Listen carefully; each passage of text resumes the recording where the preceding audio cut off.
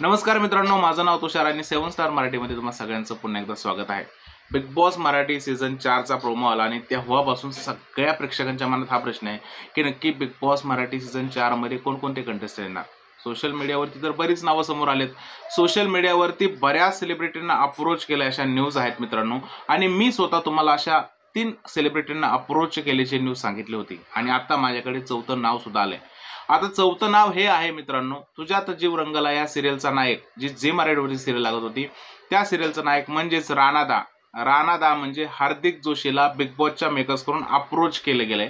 ही बातमी 100% खरी आहे। झी मराठीवर त्याची अजून एक सिरियल सुरू आहे, त्या सिरियलचं नाव आहे तुझ्या माझ्या संसाराला आणि काय हवं। ही सिरियल लवकरच बंद होणार आहे, त्यामुळे आता अशी बातमी आहे की हार्दिक जोशी यावर्षी बिग बॉस मराठी सीझन 4 मध्ये दिसू शकतो। टाइम्स ऑफ इंडिया मध्ये सुद्धा ही बातमी छापून आली आणि त्याच्यामध्ये असं सांगितलं गेलंय की हार्दिक जोशीला एक रियालिटी शो करायचा आहे आणि बिग बॉसच्या मेकर्सने त्याला अप्रोचही केलेला आहे। मला असं वाटतं झी मराठीची सिरियल बंदही होते, हार्दिक जोशीला अप्रोचही केलंय म्हटल्यावरती यावर्षी हार्दिक जोशी बिग बॉसच्या मेकर्सला ग्रीन सिग्नल देऊ शकतो। आणि जर हार्दिक जोशीने बिग बॉसच्या मेकर्सला ग्रीन सिग्नल दिला तर यावर्षी हार्दिक जोशी 100% बिग बॉसच्या घरात येईल असं वाटतंय।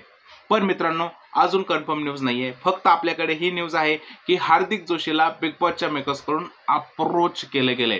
आता हे पाहणं इंटरेस्टिंग असेल की हार्दिक जोशी बिग बॉसच्या घरात येणार की नाही। तुमचं काय म्हणणं आहे या न्यूज बद्दल आणि तुम्हाला काय वाटतंय या सगळ्या गोष्टी मला कमेंट मध्ये सांगा। आणि मित्रांनो, जर तुम्हाला हा व्हिडिओ आवडला असेल तर त्याला लाईक करा, शेअर करा, चॅनलला सबस्क्राईब करा, कारण बिग बॉस मराठीच्या अशाच अपडेट मी तुमच्यासाठी घेऊन येत असतो। तुर्तास इतकंच। भारत माता की जय।